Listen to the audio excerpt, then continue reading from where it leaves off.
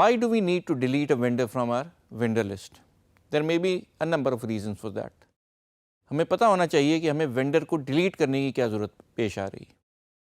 سب سے پہلی چیز تو یہ ہوتی ہے کہ غلطی سے ہمارے پاس ایک سے زیادہ وینڈر ایک ہی نام کے کھل گئے جبکہ ہم کام ایک ہی کے ساتھ کر رہے ہیں. جب ہمارے پاس ڈپلیکیشن ہوتی ہے then we need to delete a vendor. لیکن اس کے علاوہ جیسے کہ میں نے آپ کو پچھلے لیکچرز میں بتایا ہے کہ ہم بہت سارے وینڈرز اور سپلائر سے کوٹیشنز مانگتے ہیں اور بعض دفعہ انہیں رجسٹر بھی کر لیتے ہیں. لیکن ڈاؤن دا روڈ تھوڑے دنوں کے بعد ہمیں احساس ہوتا ہے کہ ہم ان تمام کے ساتھ کام نہیں کر سکتے, ہم ان میں سے ایک یا دو چوز کر لیتے ہیں.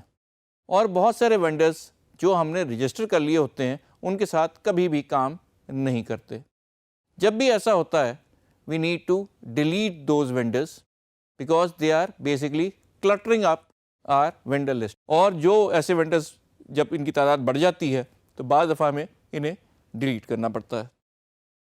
بعض دفعہ ایسا ہوتا ہے کہ کوئی ہمارا وینڈر یا سپلائر دو ناموں سے اپنی کمپنی رجسٹر کروا دیتا ہے لیکن ایک ہی نام سے کام کرتا رہتا ہے اور اسے بعد میں احساس ہوتا ہے کہ دوسری کمپنی جو رجسٹر کرائی اس کا کوئی فائدہ نہیں اور وہ ہم سے ریکویسٹ کرتا ہے کہ وہ دوسری کمپنی کو ڈیلیٹ کر دیں. ان مختلف وجوہات کی بنیاد پہ ہمیں بعض دفعہ مجبوری ہو جاتی ہے کہ ہم وینڈر کو ڈیلیٹ کریں. لیکن you should remember one thing, اگر کسی وینڈر کے ساتھ ہم نے ایک بھی ٹرانزیکشن کر لی ہے that vendor can not be deleted. اور یہ اکاؤنٹنگ اور ویسے بھی دوسرے رولز اور ریگولیشن کے تحت بالکل ضروری ہے کہ ایسے کوئی وینڈر یا کسٹمر کو کبھی بھی ڈیلیٹ نہ کیا جائے جس کے ساتھ ہمارا کبھی نہ کبھی لین دین کا ٹرانزیکشن کا کوئی تعلق رہ چکا ہے. اسی لیے ہم کبھی بھی ایسے وینڈر کو ڈیلیٹ نہیں کریں گے اور سسٹم بھی ہمارا ایسے وینڈر کو ڈیلیٹ کرنے کی اجازت نہیں دے گا جس کے ساتھ ہماری کوئی نہ کوئی ٹرانزیکشن ہو چکی ہے. آئیے دیکھتے ہیں کہ وینڈر کو ہم اپنے کوئک بک سے کیسے ڈیلیٹ کرتے ہیں. Once again as you know our home page, جہاں آپ نے ہمیشہ آنا اور جہاں سے جہاں آپ چاہیں نیویگیٹ کر کے جائیں گے.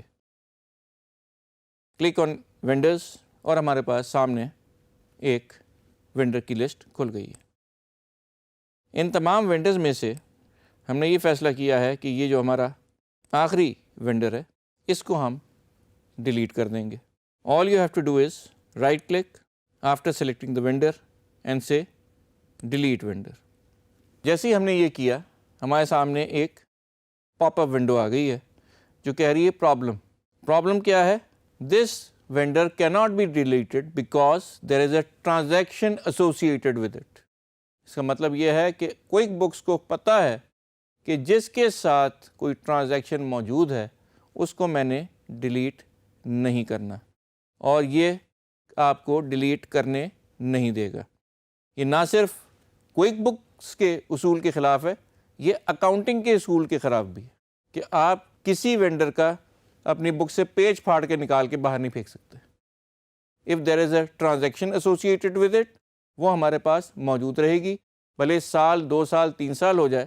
ریزن بینگ کہ ہمارا آڈٹ بھی 5 سال تک ہو سکتا ہے اور یہ ساری انفارمیشن ہمیں اسٹیچوری ریکوائرمنٹ پوری کرنے کے لیے مینٹین کرنا ضروری ہے. اگر اس کی ٹرانزیکشن 0 بھی ہو گئی ہے اور اس کا افیکٹ اب نہیں بھی آ رہا لیکن کیونکہ ایک ٹرانزیکشن ہوئی ہوئی تھی, ایک انوائس نمبر, بل نمبر یا whatever is associated with that vendor, اس کے ساتھ کوئی نہ کوئی ڈاکیومنٹ اٹیچڈ ہے, اس ڈاکیومنٹ کی ہسٹری غلط ہو جائے گی.